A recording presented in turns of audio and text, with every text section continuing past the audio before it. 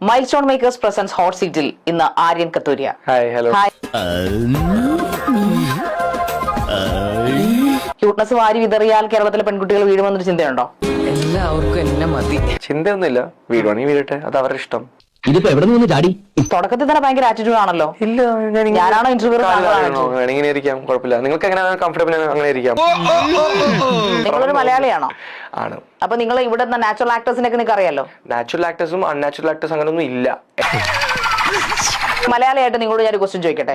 ഈ ചോദിക്കണ്ട, മലയാളിയായിട്ട് ചോദിക്കണ്ട, ഒരു ഇന്ത്യൻ ആയിട്ട് ചോദിച്ചാൽ മതി. എന്താ എന്റെ ഉദ്ദേശം? ബോധമുള്ള എല്ലാ ഇന്ത്യൻസിനും അറിയാം മലയാളി എവിടെയാണ് താമസിക്കുന്നത്. ലണ്ടനിലല്ലല്ലോ കേരളം ഉള്ളത്, ഇന്ത്യയിലല്ലേ കേരളം ഉള്ളത്. സോറി, അത് അറിഞ്ഞില്ല കേട്ടോ ഞാൻ. ഓക്കെ, അപ്പൊ ഞാനൊരു ചോദ്യം ചോദിക്കട്ടെ? വെളിച്ചെണ്ണ എങ്ങനെ ഉണ്ടാക്കുന്നത്? ഇത് വടി കൊടുത്ത് അടി വാങ്ങുന്ന പരിപാടിയാണല്ലോ ബാബു. സെക്കൻഡ്, തേർഡ്, ഫോർത്ത് ഒരു സ്റ്റാൻഡേർഡിലും എന്റെ ഒരു അഭിപ്രായത്തിൽ അങ്ങനെ വെളിച്ചെണ്ണ അങ്ങനെ ഉണ്ടാക്കണം പഠിപ്പിച്ചിട്ടില്ല. ഞാൻ കുക്കിംഗ് അല്ല എടുത്തത് സ്കൂളിൽ. 1 കിലോ അരിക്കാൻ എന്താണ് വില? 1 കിലോ അരിക്കാൻ എന്താണ് വില? ഏതാ റൈസ്?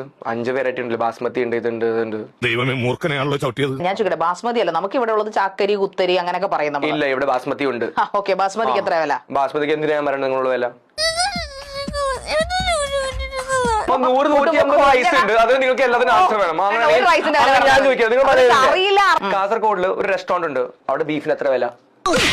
കിട്ടിയല്ലോ, ഇവൻ എത്ര കിട്ടിയാലും മതിയാകും. ഓക്കെ, 3-4 മാസം നിങ്ങൾ കൂട്ടത്തിൽ താമസിപ്പിച്ച് നിങ്ങൾക്ക് തോന്നുകയാണ് നിങ്ങൾക്ക് പറ്റുന്ന ഒരാളല്ലെന്ന് തോന്നി കഴിഞ്ഞാൽ ആ പെൺകുട്ടി നിങ്ങൾ ഉപേക്ഷിക്കും. ഞാൻ എന്റെ എഫേർട്ട് എപ്പോഴും 100% ആയിരിക്കും എന്റെ സൈഡിൽ നിന്ന്.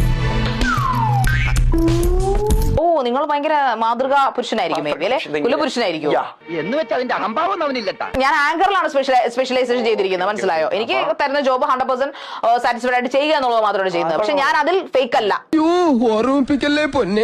ഞാൻ പറഞ്ഞു, നിങ്ങൾ ആക്ച്വലി ജെനുവൻ ആണ്. പക്ഷെ പ്രശ്നം എന്ന് പറഞ്ഞാൽ ഈ ജെനുവൻ ആവുമ്പോഴേ നമ്മൾ ഒരിക്കലും പറയില്ല ഞാൻ ജെനുവൻ ആണ്. അങ്ങനെ പറയുന്ന ആൾക്കാരാണ് ഏറ്റവും വലിയ ഫേക്ക്. ആരാന്ന് നിങ്ങളുടെ വിചാരം? എന്റെ വിചാരം ഞാൻ ആര്യനാണ്. കോളേജൊക്കെ കഴിഞ്ഞതല്ലേ? ഇല്ലില്ല, സ്കൂളിലാണ്, ഫസ്റ്റ് സ്റ്റാൻഡേർഡില്. വല്ല കാര്യമുണ്ടോ? എന്തിനാണ് ഇങ്ങനെ ഇല്ലാന്ന് നടക്കണേ? നിങ്ങൾ ഈ നാട്ടിലെ സമൂഹത്തിലെ സകല പെൺകുട്ടികളെ അപമാനിക്കുന്ന പരിപാടിയാണ് നിങ്ങൾ ഇരുന്ന് പറയുന്നത്. എന്തോന്നാടോ ഇത്? എവിടെ നിന്ന് കിട്ടിയോടോ ഈ ഉണ്ടാക്കണേ? കഷ്ടം. ചിരിക്കുന്നോ? ഇതിന് അഹങ്കാരത്തിന്റെ ചിരി എന്ന് പറയും. ഇത്രയും മ്ലേച്ഛകരമായ ഒരു ഹോട്ട് സീറ്റ് ഞാൻ ഇതുവരെ കൈകാര്യം ചെയ്തിട്ടില്ല. ഞാൻ ഇത് അവസാനിപ്പിക്കും, ഹോട്ട് സീറ്റ് അവസാനിപ്പിക്കും ഞാൻ ഇവിടെ.